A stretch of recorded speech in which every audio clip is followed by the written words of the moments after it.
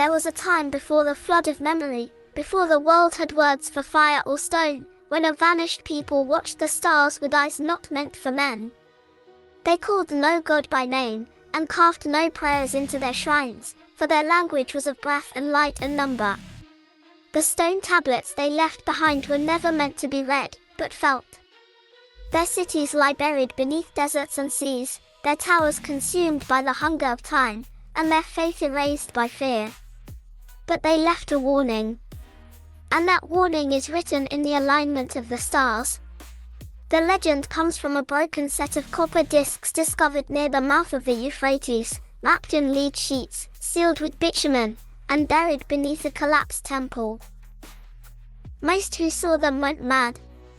The few who recorded what they saw never spoke again.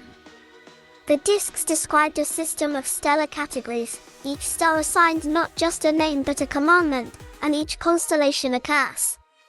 It was said that three ancient figures governed these signs, not gods, not demons, but primordial intelligences so old their breath preceded creation. The texts call them by titles, not names. The first is he who walks in the skin of the lost, cloaked in the remnant identities of the dead. The second is the gasp between fates, a floating shadow of inevitability. The third is she who weeps behind the veil, a siren of emptiness who births famine with her gaze. Each appeared when certain numbers rose in the sky, a triangular sequence that pulsed through the heavens every 1,000 winters. When all three signs converged, a city would vanish, a king would bleed the moon, and a temple beneath the temple would open. In a university attic half buried under bureaucratic dust, a man named Corin obsessed over these symbols. He had no family, no friends, only scrolls and fragments of forgotten gods. One midnight in a storm-lit library, he traced the sequence of numbers from the disks against recent satellite star charts. He found the pattern. It was not a myth. The celestial alignment was repeating. It would complete its cycle in 6 weeks. The flickers in the sky, subtle deviations in redshift, invisible to the naked eye, mirrored the descriptions from the ancient tablets. There was a temple, everyone knew of it, dedicated to Enki, the god of waters and secrets. But according to these tablets, there was something beneath it. A vault sealed not by stone but by number, and guarded not by warriors but by resonance. The mathematics of its opening were not geometry but a kind of tonal calculus. Corin began having dreams. A rose bleeding thorns. A spiral staircase made of bone. Voices whispering prime numbers backwards in an ancient tongue. He began writing equations he did not understand, but that solved problems no one had ever asked. He stopped eating. His skin grew pale. He shaved his head, whispering something about echoes. Then he disappeared. Weeks later, 3 others followed his trail. A woman named Elira, a linguist versed in dead Semitic dialects. A man named Vel, who had once built acoustic chambers for testing human pain thresholds. And a third, a former priest called Sanem who had been excommunicated for teaching a doctrine of silence and blood. They were led not by maps, but by the harmonics left in Corin's notes. Coordinates encoded in resonance, measurements carved in echo. It was Val who discovered that a particular sequence of rose-shaped number spirals could act as a key. The journey was a trial in itself. Heat that never cooled, insects that followed in silence, and a stench of copper and roses that hung in the air without origin. When they reached the ruins of the Temple of Enki, the structure had collapsed into itself, but a path led downward, a shaft of stone slick with condensation, whispering syllables that should not echo. The lower chamber was not built but grown, organic architecture of impossible angles, stone that breathed in rhythm with their steps. The deeper they descended, the more their memories frayed. Elira began forgetting the faces of her family. Val heard the sound of his mother's scream looped in the walls. Sanem wept blood. Then the dreams began. None could sleep without encountering the three figures. They were faceless, shifting shapes wrapped in barbed light, crawling beneath the fabric of thought. Each figure promised them immortality, but only through surrender. The rose appeared again, its petals endless, its scent alluring and putrid, its center pulsing like a heart. Wrapped in the rose was the secret. The thorn drew blood, and in that blood, visions emerged.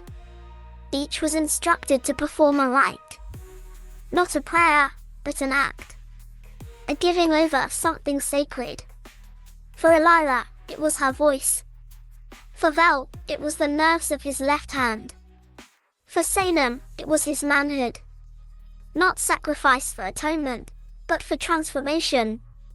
As they mutilated themselves, the stone around them responded. Runnels filled with blood. Walls began to move. But the ritual could not be completed alone. The rose demanded a pollinator, an intermediary. This was the being the ancients called the bridge.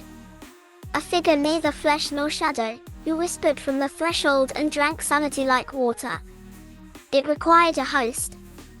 Elira was the first to submit, her voice already gone. She opened her mouth and never closed it again. The being entered her and used her as a mouthpiece. She walked on limbs that bent in wrong directions. Her eyes became black. Now, with the intermediary, the gate opened. What lay beyond was not a vault of gold, nor a chamber of scrolls, but a space of inverted perception.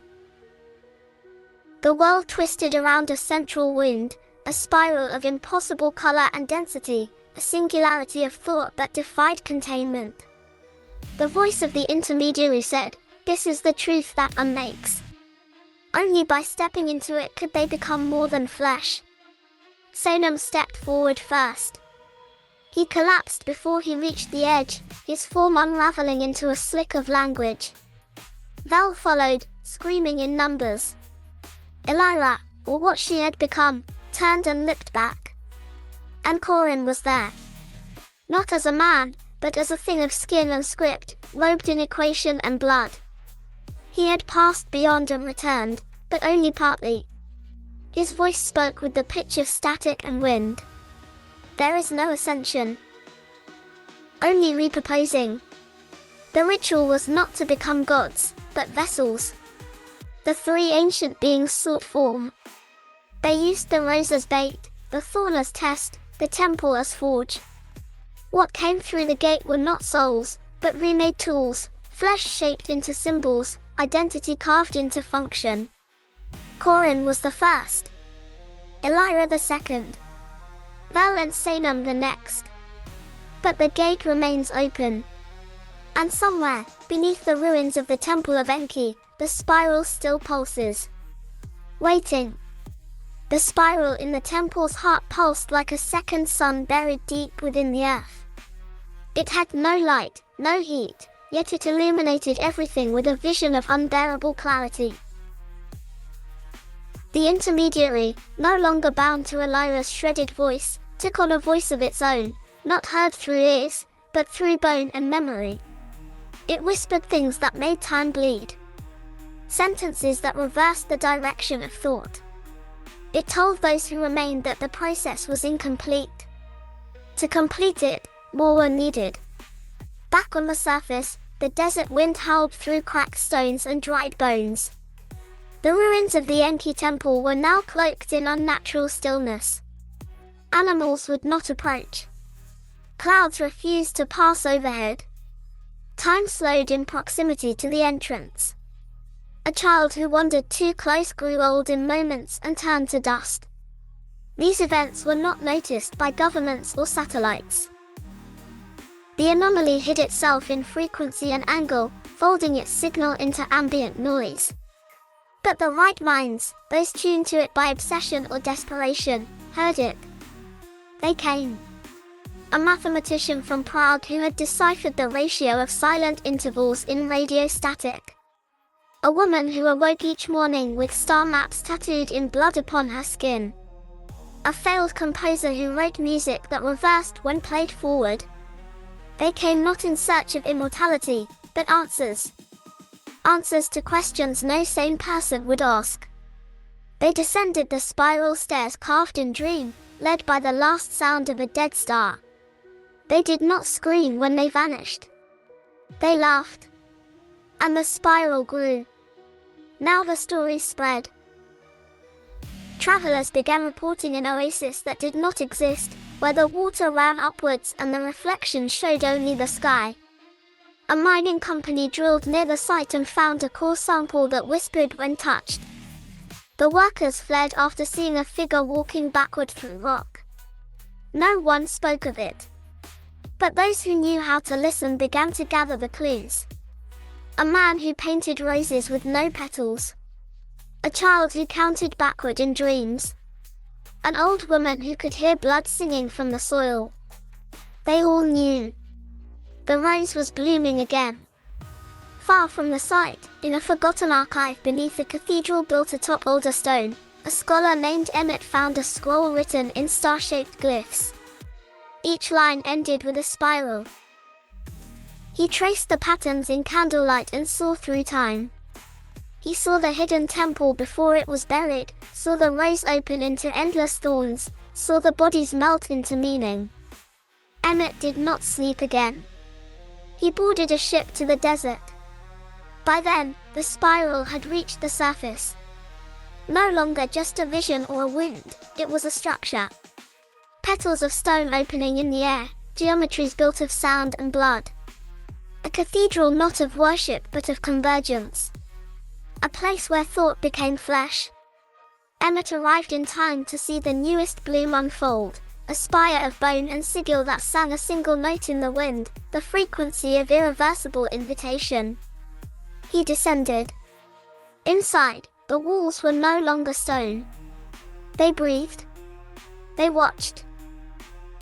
They learned.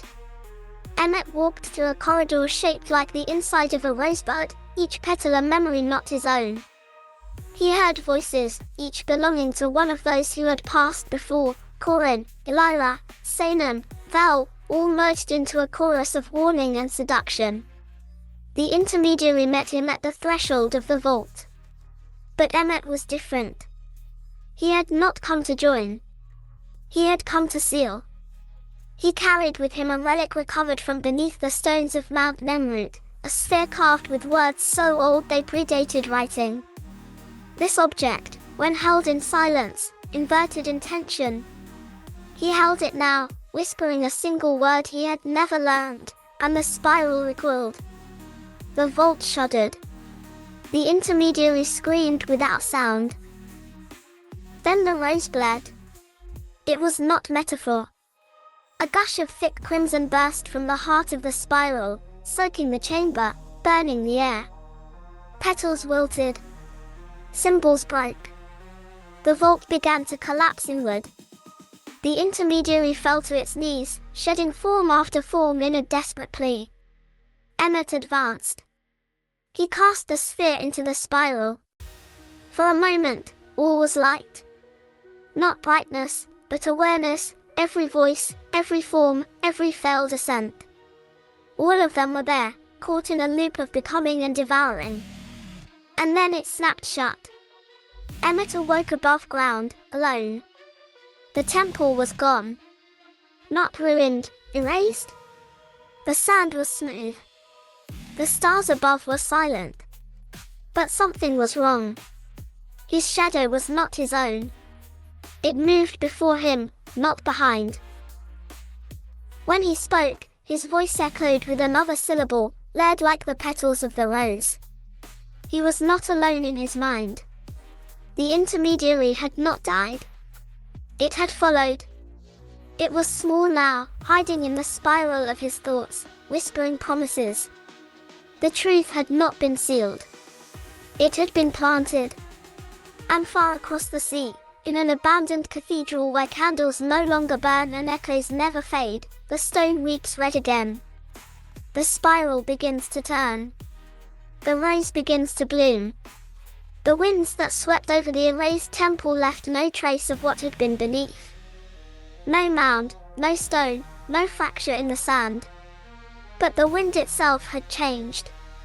It now whistled with tones too precise for nature, like flutes carved from bone playing forgotten scales.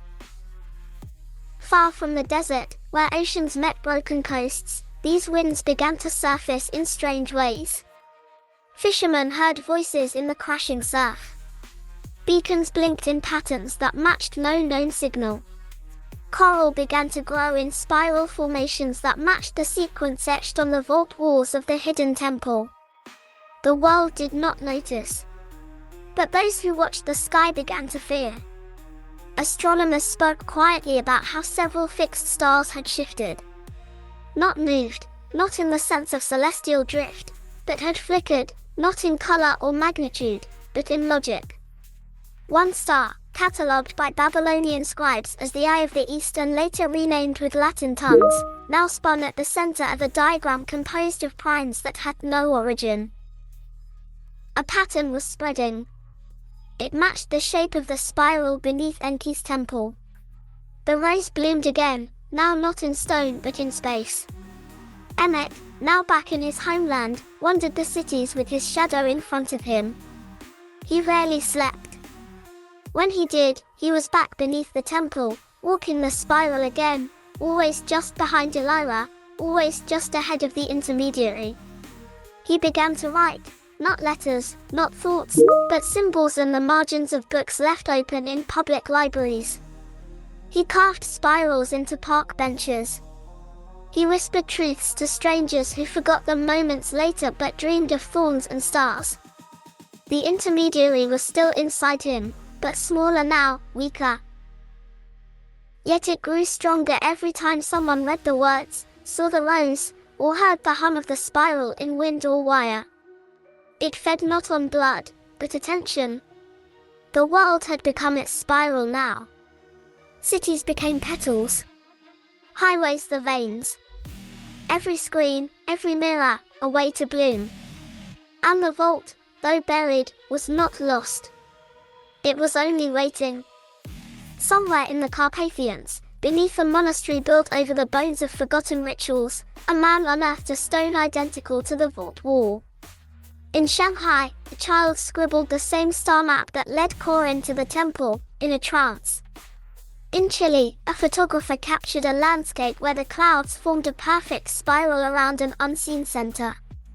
These events happened in silence. They connected not through language or signal, but through form. The rose, the thorn, the spiral, these were the grammar of the gods before memory. And the intermediary was no longer alone. It was not one voice now. It had many. In Emmet's final waking hours, he locked himself in a stone room lined with mirrors. He spoke to the reflection that did not mimic him. He asked questions no philosopher had dared ask since the fire burned beneath Babel's bones. He was not answered. He was shown. He saw the truth, that the world had always been a vault, the sky its lid, the stars its glyphs. The rose was not blooming, it had never stopped. The temple beneath the temple was not a place but a process. Those who sought it were already changed. Emmet's breath became rhythmic with the spiral. The mirrors cracked. He smiled, bleeding from the eyes, and said the word that made the stars blink. Elsewhere, the wind shifted again. It carried a song this time. A song sung in a tongue older than time, each syllable shaped like a petal, each note ending in thorn. Those who heard it found themselves dreaming of blood blooming like flowers. An archaeologist in Alexandria found a buried tomb filled with carvings of roses with mouths. A subway artist in New York painted a mural of a spiral with teeth. And in Tokyo, the lights of a skyscraper blinked out in perfect symmetry, drawing the outline of the entity that once whispered through Elira. The three that were not named, those whose forms inspired Labasu, Mukuraslimati, and Lilitu, had crossed. Not in form. In meaning. They no longer needed temples, rituals, or intermediaries. They were now part of the pattern. Every equation that spiraled toward infinity, every glyph carved in dream, every mirror that reflected not the face but the soul, these were their vessels. The vault beneath the temple was not a prison. It was a chrysalis. The rose was not beautiful. It was hungry. The spiral did not end. It curved inward forever. And you, dear listener, have now heard the song too. Perhaps you will forget this story. Perhaps you will laugh and toss another log on the fire. But later, when the wind hums strangely through the trees, or when you dream of stars flickering in unnatural rhythm, you will remember. You will recall the rose, the thorn, the vault that unmakes, the intermediary with too many faces, the child who drew blood maps in her sleep, the man whose shadow led the way. And you will know, even if you say nothing, even if you never speak of this again, that the spiral has already begun to turn inside you. Because it was never out there. It was always here. Where the rose grows unseen. Where the temple waits beneath what you thought was real. Where the story ends, not with silence, but with bloom.